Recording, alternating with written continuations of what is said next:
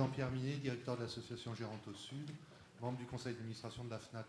Tout à l'heure, on évoquait, on disait, quand on parle éthique, on parle de tout, effectivement, et il faut aussi parler d'argent. Alors, argent, effectivement, dont on a la responsabilité vis-à-vis des majeurs protégés, mais également dotation globale, financement, indicateurs. Et je voudrais savoir un peu ce que pense Madame le juge, ou en tout cas les magistrats qui ont beaucoup de dossiers à gérer et qui, nous, si nous voulons rentrer dans les indicateurs, chargeons les mandataires à hauteur de 60 dossiers à domicile, même plus, et 100 à 110 en établissement. Et avec ça, on nous demande de l'accompagnement social, de créer du réseau.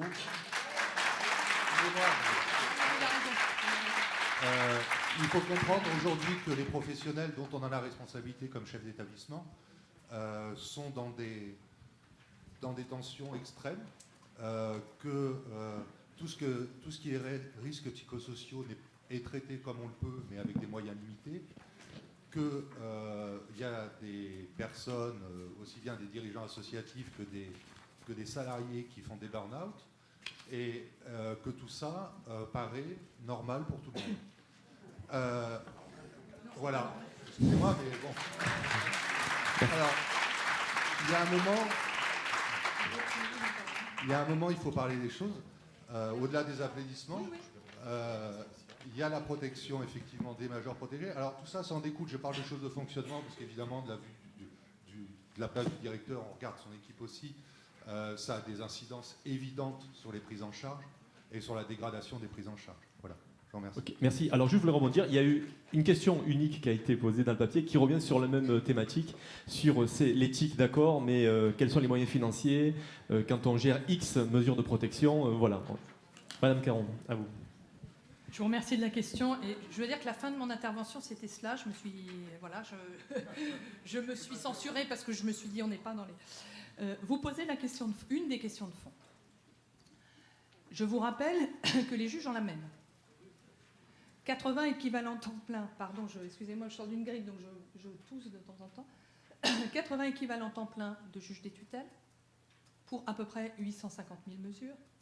Et 90 équivalents temps plein de greffiers en chef pour autant de mesures à contrôler, enfin un petit peu moins puisqu'on ne contrôle que les curatelles renforcées et les tutelles. Ça dure depuis des années. J'ai moi-même prêté mon serment de magistrat en 1980. C'est pas hier. Si je m'étais arrêtée à la question des moyens, je pense que je ferais autre chose. Et je pense qu'on est tous comme ça ici. Nous le savons et les médecins le savent aussi, parce qu'on peut parler de la misère de l'hôpital, mais vous avez raison que c'est pas suffisant comme réponse. Il faut que nous acceptions de regarder la réalité en face, c'est-à-dire ce que Fabrice Gzil nommait ce matin comme un idéal dont il ne faut pas avoir peur. Parce que si nous n'avons plus d'idéal, si nous n'avons plus de valeurs, si nous n'avons plus un cadre qui nous porte et qui nous permet de nous lever le matin, je pense qu'il faut aller faire autre chose. Il y a trop de personnes qui aujourd'hui sont dans cette situation. Je crois qu'il faut le dire parce que nous n'exerçons chacun à notre place pas n'importe quel métier. C'est beaucoup plus facile de remplir des formulaires administratifs, et on nous le demande, de remplir des formulaires de productivité, et on nous le demande, y compris à nous. Nous devons justifier du nombre de décisions rendues, et à la limite, on se fiche totalement du fond. Mais en même temps, nous intervenons dans un domaine humain, dans un domaine social. Et il ne faut pas avoir peur de se dire que oui, c'est un domaine social au sens plein du terme. C'est le lien entre les personnes pour que la société continue à faire sens. Au-delà du contrat social qui est complètement discuté, mais la société ne peut faire sens que parce que les gens se rencontrent, se parlent, et s'aident et s'entraident. Chacun à leur place. Parce qu'il ne faut pas non plus, on est d'accord, on n'est ni Mère Teresa, il a été dit par Fabrice ce matin, on n'est ni Dieu, ni Bouddha, ni Gandhi, ni Mère Teresa. On est à notre place là où on est, pendant le temps qui correspond à notre profession. Je rappelle qu'il y a un certain nombre de gens qui ont écrit sur la question du burn-out, sur la question de la souffrance au travail, et en particulier Christophe Dejour. Christophe Dejour, dans son dernier ouvrage qui s'appelle « Le choix », rappelle qu'il ne s'agit plus aujourd'hui seulement de dire « oui, nous souffrons dans notre travail et dans une société qui a perdu sa boussole. Mais il nous faut éviter, je le cite, il nous faut éviter d'exercer nos compétences simplement en mettant en mouvement la machine à raisonner. Nous savons le faire avec nos outils. Nous, ce sont des trames. Vous, ce sont des référentiels, des indicateurs. Mais il faut que nous acceptions, dit toujours Christophe Dejour, de penser intérieurement la réalité pour investir psychiquement l'effort que ça nous demande.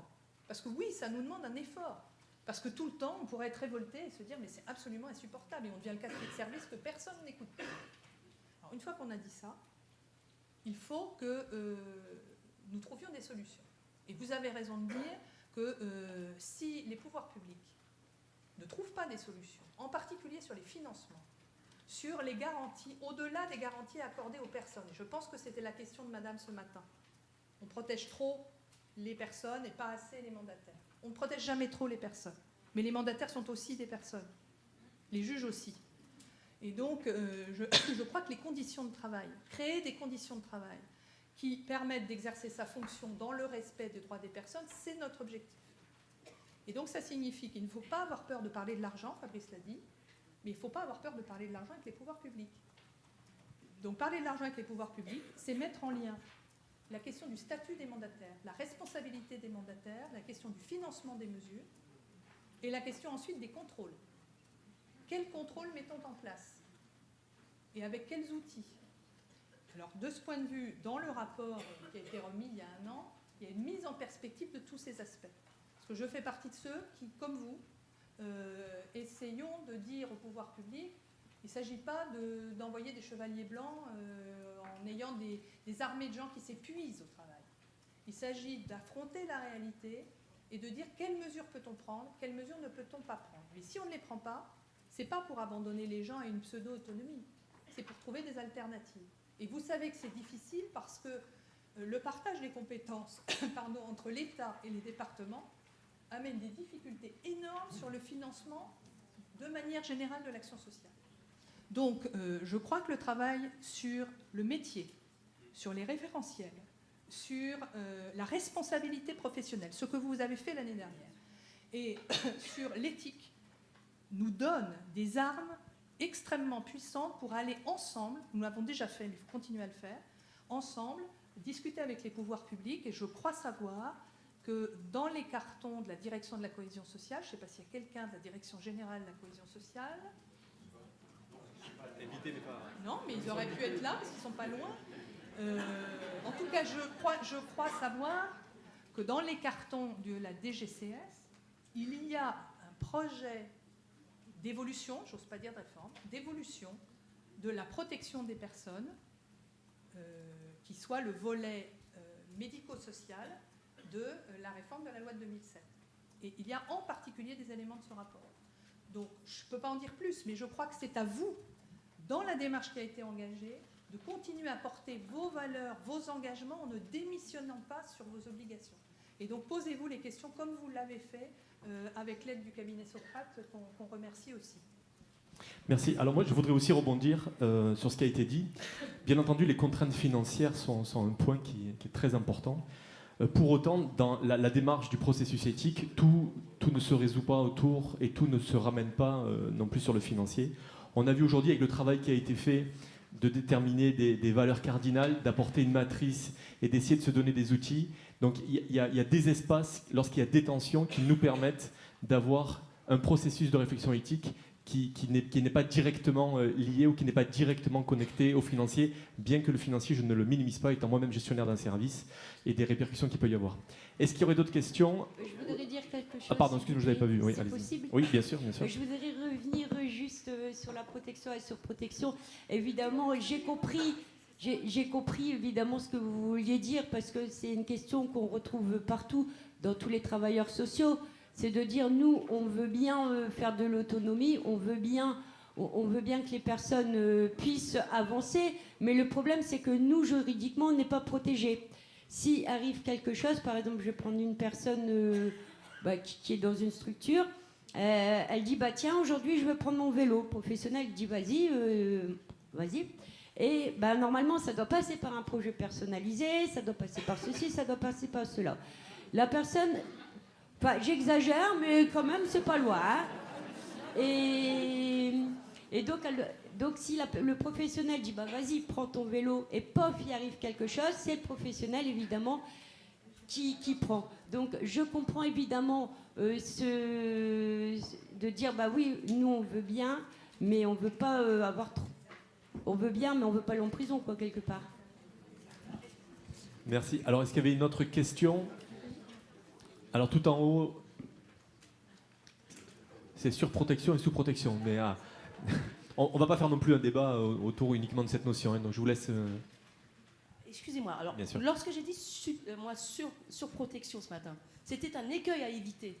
Effectivement, moi j'ai pas l'impression, je ne veux pas surprotéger la personne.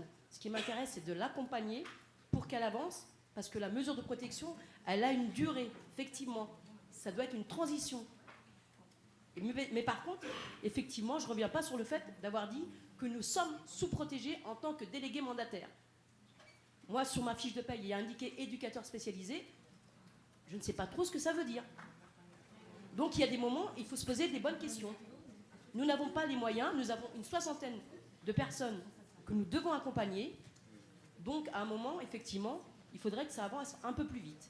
Et effectivement, je suis vraiment désolée si vous avez pensé que je disais que je voulais faire de la surprotection. Non, je n'ai pas le temps de faire de la surprotection. Excusez-moi. Ouais. Est-ce qu'il y aurait d'autres questions ou observations? Non? Vous êtes sûr? Ouais. Vous avez été assommé par toutes ces réflexions. Attention, ceux qui partent, on les voit. Hein. Au revoir, bon retour, merci. Oui, je vais recéder la parole à Anne-Caron d'Église et ensuite on passera la parole à notre président, peut-être s'il n'y a pas d'autres questions. Juste, je vous promets 30 secondes. C'est votre réaction qui me fait vous dire que je pense qu'on a tous conscience qu'on est aujourd'hui à un moment extrêmement important, y compris pour vous, les mandataires salariés, et pour vos dirigeants, chefs de service, directeurs d'associations, présidents d'associations. Il ne faudrait pas que le débat autour des responsabilités que nous avons à l'égard des personnes qui sont plus particulièrement vulnérables et que nous pouvons être demain. Ça a été dit ce matin, hein, que nous pouvons être demain. En sortant d'ici, on peut avoir un problème. Et je pense que si chacun réfléchit, on a tous dans nos proches des situations qui nous amènent à nous dire « mais moi, j'aurais souhaité qu'on se fasse comme ça ». Donc si nous oublions cet aspect des choses en revendiquant, demandant ce qui peut être des droits légitimes, notamment la reconnaissance d'un statut, parce qu'on a fait l'effort d'aller se former, d'obtenir un certificat, et nous avions demandé un diplôme. Donc forcément, ça fait bouger la profession. Ça fait bouger la profession qui se dit « mais moi, on me demande une surqualification, et est-ce que le reste suit ?» Je le dis très clairement, puisqu'on a décidé de se le dire. Hein. Donc attention qu'effectivement, il y a ces demandes.